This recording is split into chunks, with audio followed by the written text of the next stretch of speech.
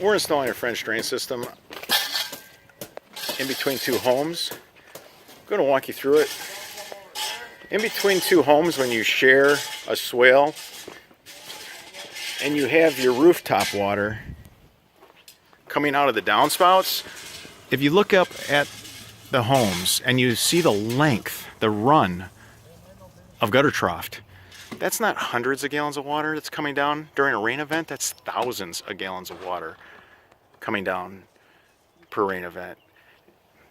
There's some slope between these houses, but it's just not enough to get it out of the turf grass. And there's been some water problems with the basement. So all the more reason to get rid of the water. No more water, no more problems, right? So here we are.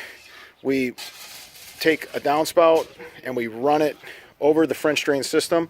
This is how you do a downspout to French drain. This is a pop-up. The emitter just pops up when it rains, and the water then goes over the sod that we're going to lay over top of this filter fabric. The water runs through it, through the stone of the French drain system into the pipe, and is evacuated off the property. Here is another pop-up to the home to the right of me, and then the front pop-ups. There's a downspout to pop up right over the French drain system. That's how you do a downspout to French drain. You don't connect them directly and fill the pipe full of shingle, gravel, and debris. That downspout goes under the walk, right in the stone to the pop-up.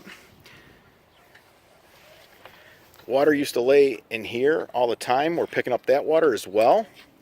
And we're going under the sidewalk to the curb, and this water will end up going down to the storm drain in the street. For a French drain system installed right the first time, give us a call.